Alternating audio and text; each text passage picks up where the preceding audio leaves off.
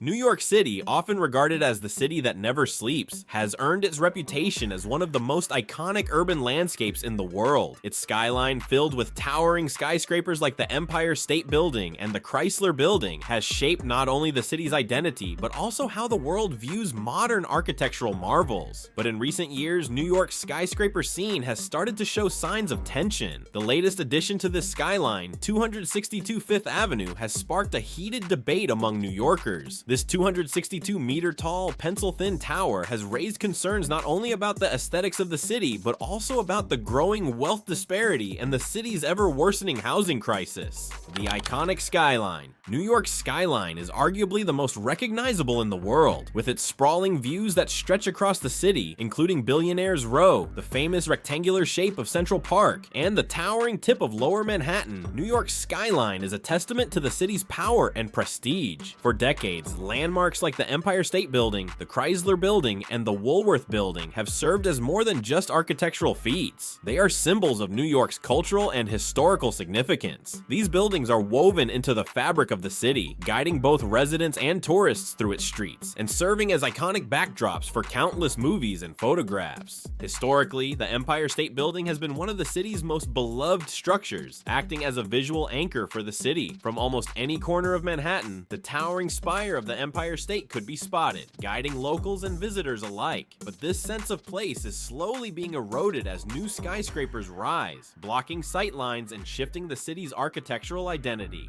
A disruptive addition to the skyline. Among the many new additions to New York's skyline, 262 Fifth Avenue has drawn significant attention and controversy. Standing at 262 meters tall, this ultra-thin tower is undeniably an architectural feat, but it's also become the source of frustration for many. The tower, designed by the Russian architectural firm Meganom, is one of the latest luxury residential projects in New York. However, its sleek and slender design comes at a cost, one that is felt by many New Yorkers who now find their views obstructed by this narrow skyscraper. One of the major criticisms of 262 Fifth Avenue is its proximity to the Empire State Building. Lower Fifth Avenue, once home to some of the most stunning views of the Empire State, has now been overshadowed by this new tower. What was once a clear line of sight to one of New York's most cherished landmarks is now blocked by a thin monolith of glass and steel. The sheer size and scale of 262 Fifth Avenue compared to the Empire State Building have led to accusations that it gets in the way without offering anything significant in return. For many, this feels like a violation of New York's identity. Its skyline is being disrupted by a building that seems to lack the charm and cultural weight of its predecessors. Design and functionality. Beyond its visual impact, 262 Fifth Avenue embodies a growing trend in New York real estate, a focus on luxury apartments that cater to the ultra-wealthy rather than the general public. This trend has led to widespread criticism as New Yorkers struggle with a severe housing crisis, and projects like 262 Fifth Avenue are seen as a symbol of the widening wealth gap in the city. The tower will house just 26 apartments, each averaging 3,200 square feet of space, vast compared to the average Manhattan apartment, which is only 740 square feet. The immense size of these residences means that they are priced far out of reach for most New Yorkers, with starting prices rumored to be around $16 million.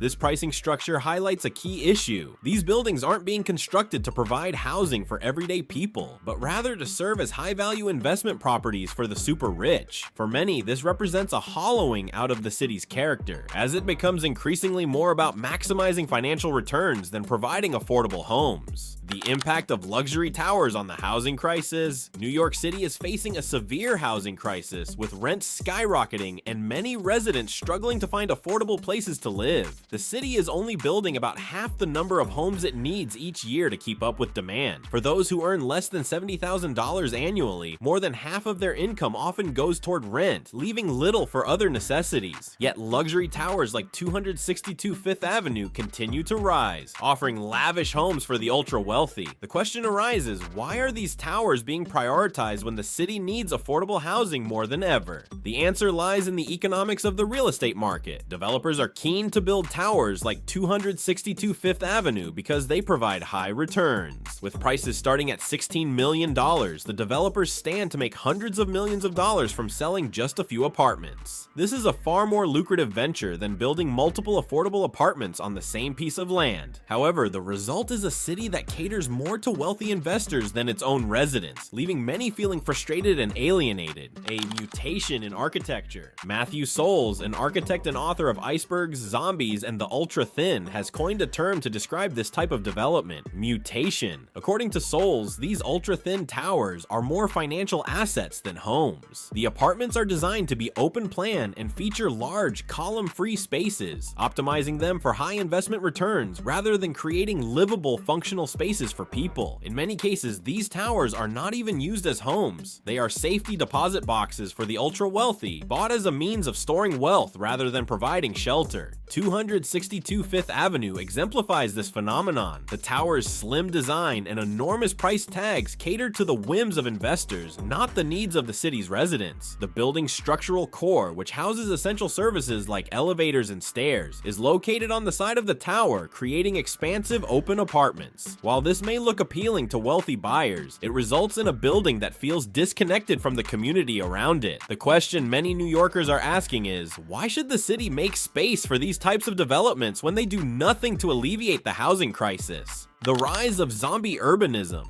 One of the most troubling trends emerging from developments like 262 Fifth Avenue is what Soules refers to as zombie urbanism. This occurs when buildings are bought as investments but remain largely uninhabited, creating a sense of emptiness in the city. These luxury towers are often purchased by overseas investors who may visit the property once a year, if at all. As a result, entire buildings sit empty, contributing little to the local economy or community life. In a city that prides itself on its vibrant, ever-changing atmosphere, this phenomenon has a hollowing effect both on the city's physical space and its soul. New York's dilemma: progress or preservation. New York City is always evolving. Its skyline, once dominated by a few towering structures, has expanded with an increasing number of luxury skyscrapers. However, there's a fine line between progress and preservation. While it's true that development drives the city forward, the question remains, at what cost? The rise of ultra-luxury towers that cater to the super wealthy only exacerbates the housing crisis and alienates the very residents who have helped make the city great. The introduction of 262 Fifth Avenue, while impressive in its design, underscores a growing issue in urban development: buildings that prioritize profit over people. New York is losing its soul when its development is driven by the desires of the ultra-wealthy rather than the needs of its residents. The city's essence lies in its diversity, its sense of community, and its ability to provide for all of its citizens, not just the ones who can afford multi-million-dollar apartments. Thanks for watching. If you found this deep dive into New York's skyline and the housing crisis interesting, don't forget to hit that like button and subscribe for more videos on architecture, urban development, and the issues shaping our cities. Leave your thoughts in the comments below. We'd love to hear what you think about the future of New York's skyline. Until next time, stay curious and keep exploring.